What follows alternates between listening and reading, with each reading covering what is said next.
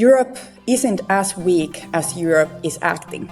If we only let China and US lead the way when it comes to technology, we will be vulnerable in the future, and we shouldn't put ourselves in the same place with technology than we did with energy. It's nobody else's job to question individual women's choice except the women that are making the choices.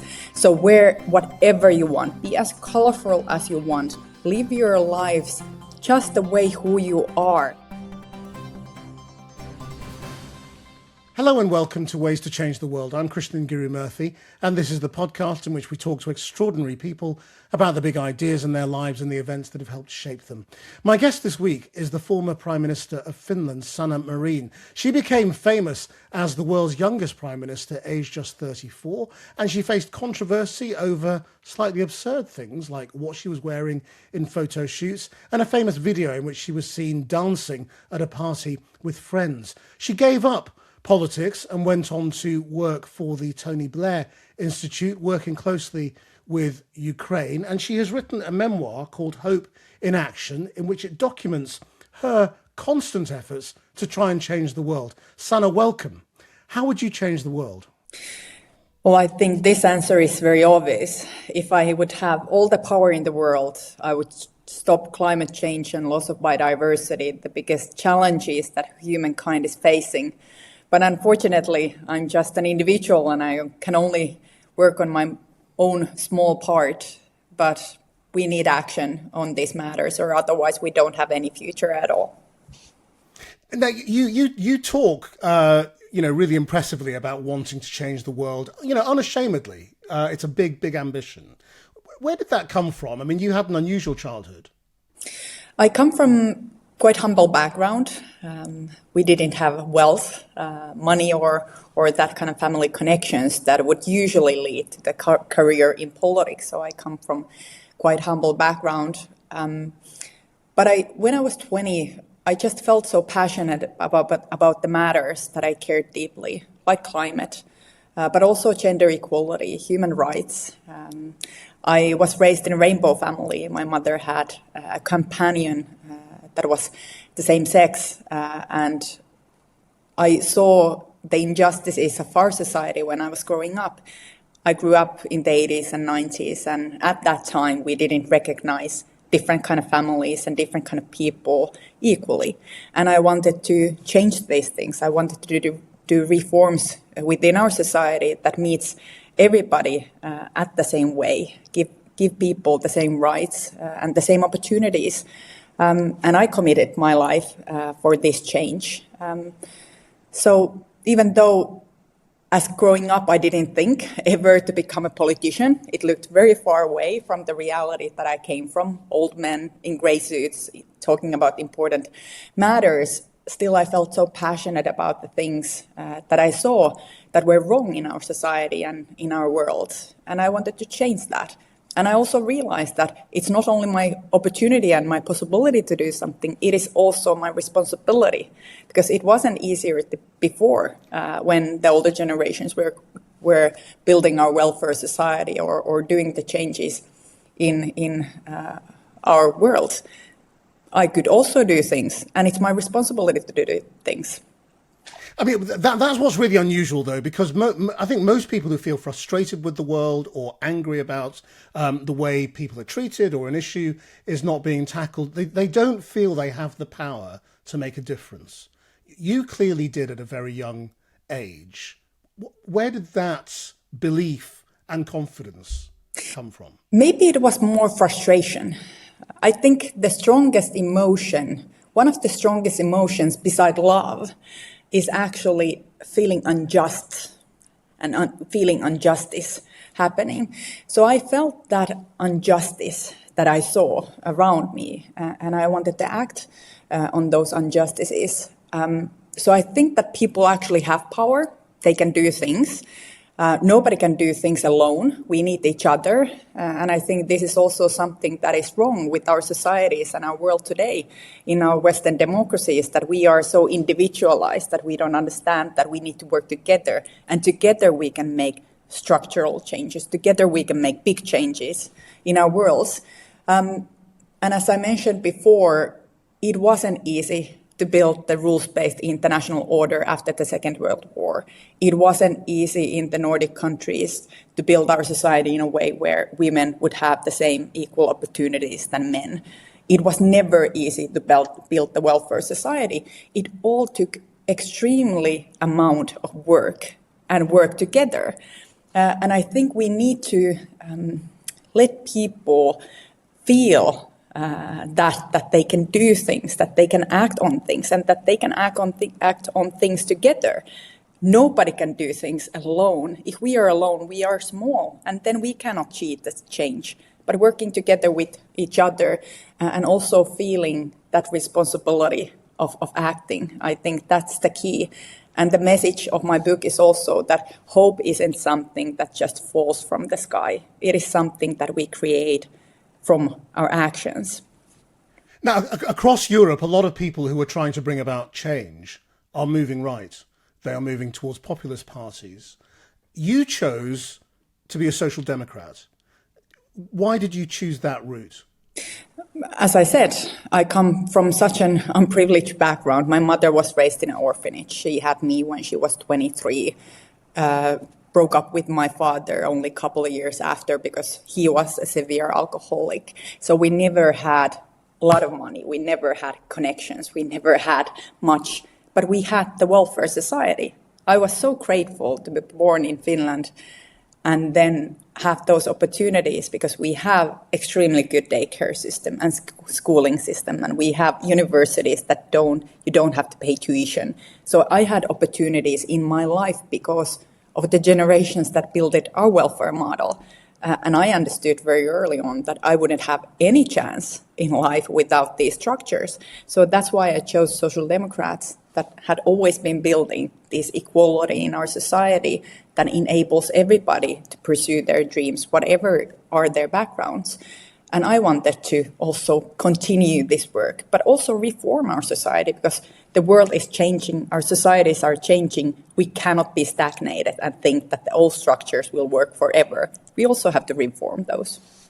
What do you think is the best way to take on this shift to the right and the attraction of populist parties, which many people argue is the natural kickback reaction to the failure of social democracy? I think there is a pendulum movement always. So when we see that things aren't working the way we want, then there's a pendulum movement to some other direction. We are seeing this with the far right and the populistic movements rising in Europe within our democracies, but also wider authoritarian countries questioning the international rules-based order. And there's this big pendulum movement, this frame where we are now seeing the geopolitical changes. But I think we have to meet people's frustration and their dissatisfaction and their problems in their everyday lives very seriously. We shouldn't discard those. Those are real problems that people are facing. They are worried about high inflation. They are worried about, are they able to provide themselves and their families? Do they have opportunities? Do their children have opportunities? And they see that they are not now better off than they were before, that actually things are now harder than it used to be. And I think we have maybe discarded these feelings, these emotions.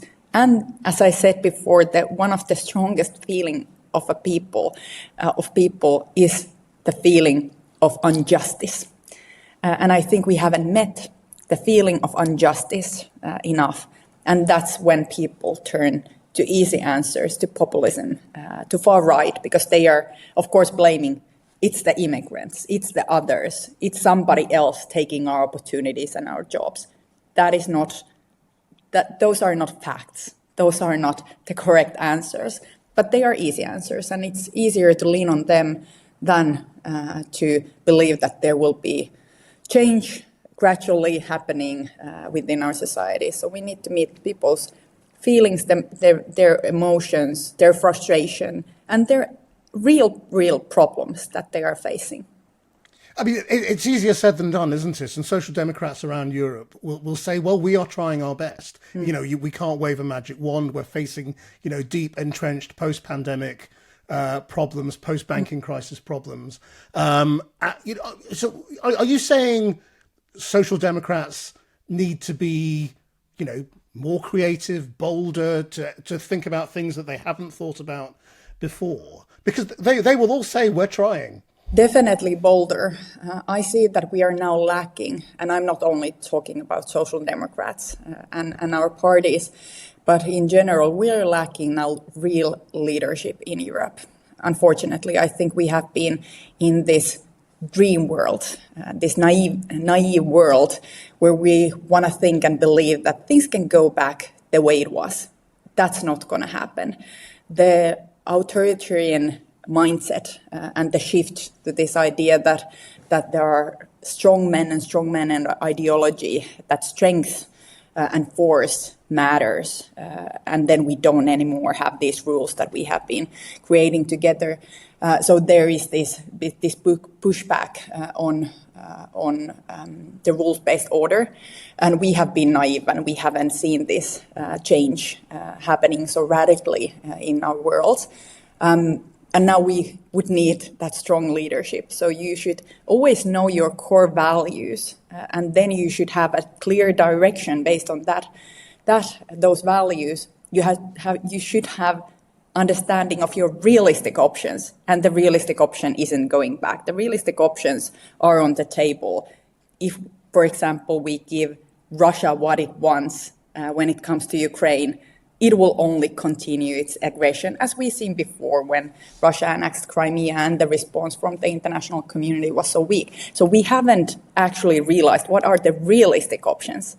And then when you have those options, then you can form a strategy that would work. And now we are actually lacking in Europe in all fields of leadership. Values, the direction, the realistic options, and also forming a strategy based on this. So when Trump says Europe is weak, he's right. Europe isn't as weak as Europe is acting. We have a lot of resources, we have a lot of capabilities, we have know-how, we have talent. Now we just should believe that we have, and we should stop acting weak when we are actually much more stronger than we give ourselves credit for. I know you've been now at the Blair Institute. You've been working closely with Ukraine, and you talk in the book about how Europe failed to take on Russia's behaviour when it was early. Not just the invasion of Crimea in 2014, but Russia's authoritarianism at home, its oppression of LGBTQ plus communities in Russia. Are we perhaps in danger, though, of having the same turn away, don't take it on attitude towards what's happening in America? I think that we discarded quite a long time the changes within Russian society. Russia didn't turn to this aggressor that started the full-scale invasion in Ukraine overnight. That happened gradually within 10 to 15 years.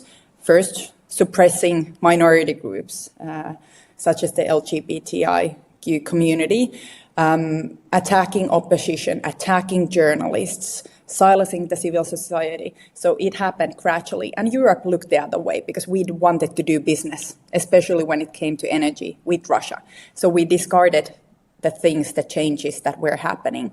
Then we acted weak when Russia annexed Crimea. And after those weak reactions from us, Putin thought that he can just march into Kiev, change the government, turn it into some kind of Belarus, and the international community, Europe, wouldn't do anything because we didn't do much before. And now we are maybe repeating the same mistakes if we are not careful. We should see when it comes to the situation in Ukraine and now these peace negotiations and peace discussions between the countries, we should understand that if there's a bully in the classroom that bullies everybody around and steals other students' things, and the teacher and the other students would just say, okay, take what you want, would we think that that behavior would stop or would it continue? And the same thing is with Russia.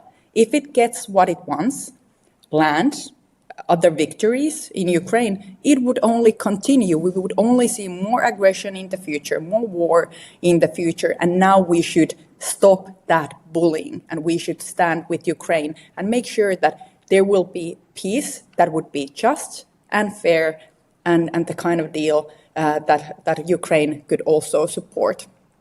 And unfortunately, we are also seeing these similar kind of changes within a society when it comes to US.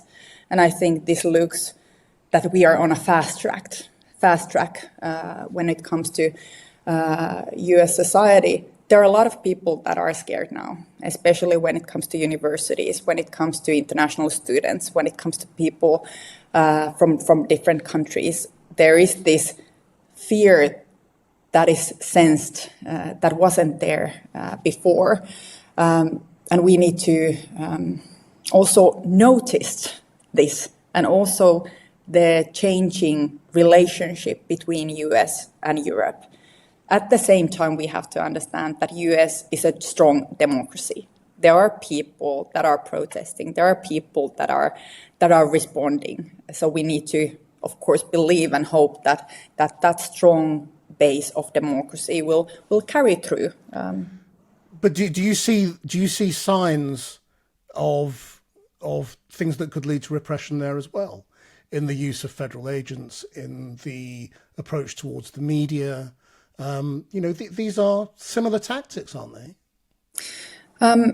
We have seen US shifting now with Trump second administration. Still, from the outside, it's always very difficult to go within one's country and say what is right and what is wrong. It's a democracy. People have voted. They have chosen their president. They have chosen their leadership. And there will be other elections. And then people can choose again. We need to make sure in Europe, from our perspective, that we are strong ourselves, that we don't just lean on to US and its capabilities, but that we will have capabilities of our own, especially when it comes to defense. We need to boost our spending when it comes to defense, and our capabilities also when it comes to technology. So we need to understand that the change between our relationship with the US, that is not maybe permanent forever, but it has changed now, and that's a fact. And now we have to act accordingly. So strengthen our own capabilities and make sure that we can take care of ourselves as well. But if you were still a prime minister, and you say we need strong leadership and bold leadership in Europe, and you say we were wrong to, not to call out where Russia was going when it was clear where it was going, would you also now be standing up for European values, rejecting Trump's national security strategy, calling it out as meddling, supporting nationalist parties? Is that what European leaders should do now? Because we see this very strange situation where they are constantly appeasing Trump, flattering Trump, saying, they're very grateful to him, while his official policy is literally now to undermine them and support populist parties. Well, I think that there's, of course, a healthy amount of realism with this. And as a former leader, I do understand the actions of leaders. We have been appreciating, and it has been extremely important to have that close transatlantic relationship. And of course, from European perspective, we don't want to lose that. We don't want to lose that relationship. We don't want to drift apart as a democratic world, because then only the authoritarian regimes and powers would win. So we need US and we want to keep and continue with this transatlantic relations. But that doesn't mean that when there are changes and shifts within the US administration, or when there are things that we don't accept, that doesn't, of course, mean that we should keep our mouths shut, that we cannot say things from our perspective. So, of course, it shouldn't mean that. I think now we have to focus on strengthening Europe's capabilities, as I said before, boosting our military expenditure, also focusing on technology, I think that we are now also witnessing the same thing that happened with Russia and with energy when it comes to technology. We were extremely dependent on Russian gas and oil, and then it caused us a lot of problems when the war, full-scale invasion of Ukraine started, because Russia started to reduce those gas deliveries and deliveries of energy already 6 months before the war started. And then our storages were not full, and that was tried to use against us and to lower the support for Ukraine and its citizens. And it caused high energy prices, high inflation, a lot of problems to our societies, to our citizens' lives, to our businesses. And now I see that we are maybe, hopefully not, but we are, I think, repeating the same mistakes when it comes to technology. We have the talent, we have good companies in Europe, we have good startups, we have intelligent people, but we need to back them. We need to make sure that there are European champions when it comes to AI, when it comes to quantum technologies, when it comes to space technologies. We need European champions, and this need also public support. And I'm not only talking about pouring money into these companies, I'm talking about regulation, discussion, cooperation between public and private sector. Because if we only let China and US lead the way when it comes to technology, we will be vulnerable in the future, and we shouldn't put ourselves in the same place with technology than we did with energy. Now, the book is a really fascinating chronicle of your time in power, of the big challenges you faced, which were Ukraine, joining NATO, the COVID pandemic. But it's also obviously really fascinating about how you were treated by others, being the youngest prime minister of the time and being a woman as well in politics. At the end, when you decide not to go ahead as a leader, had you lost your belief that you could change the world? Or I hadn't lost my belief that I could change the world on my own small part. Of course, as I said in the beginning of this interview, nobody can change the world by themselves. We need each other.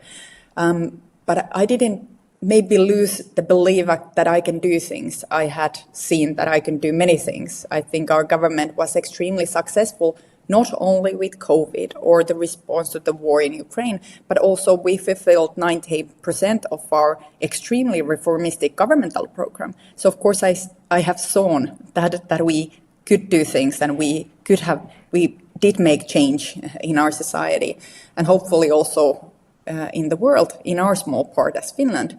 But I had lost passion towards politics. And it was the combination of many things. I had been working tirelessly as a prime minister 24/7, and I had missed out a lot of my daughter's life during those 4 years.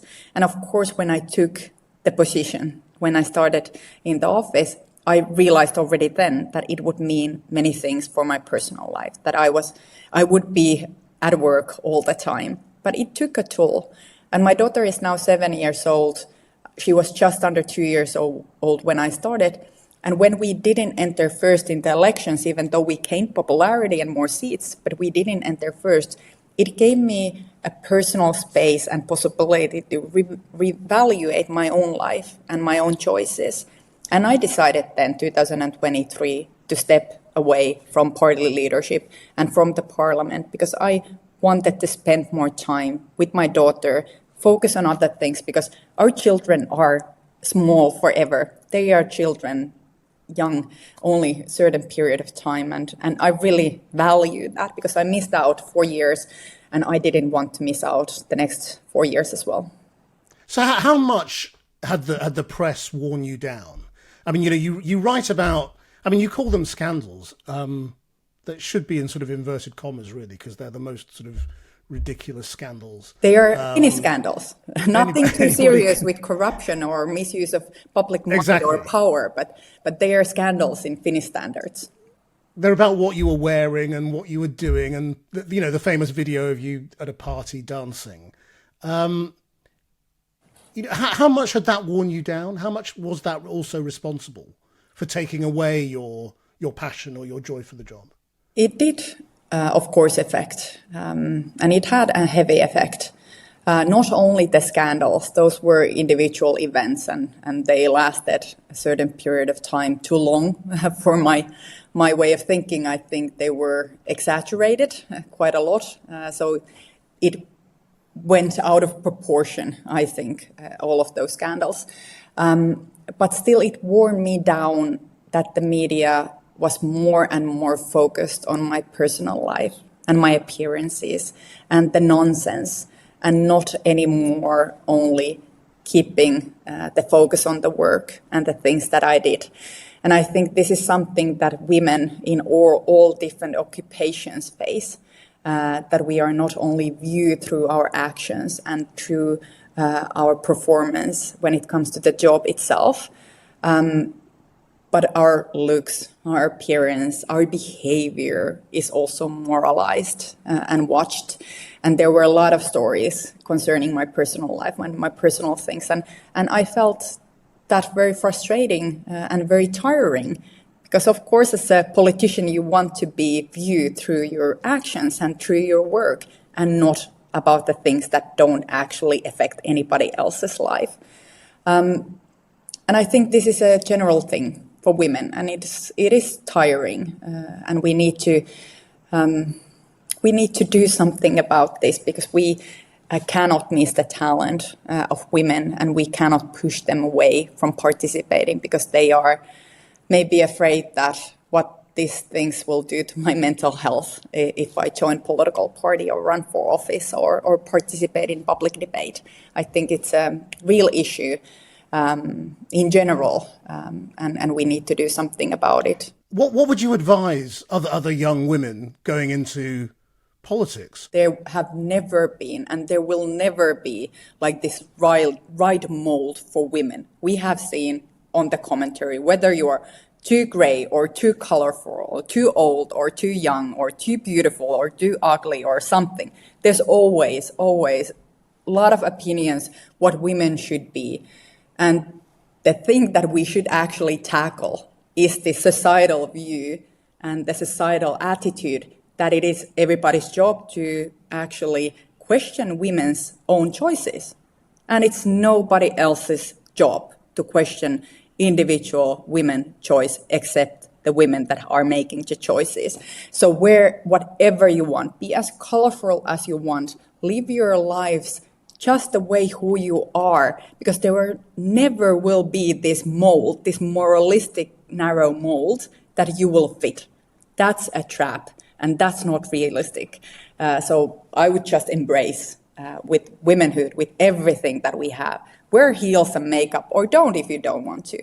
And just focus what you want to do. We are actors, we are doers, we are not objects that everybody else should watch and view and then judge.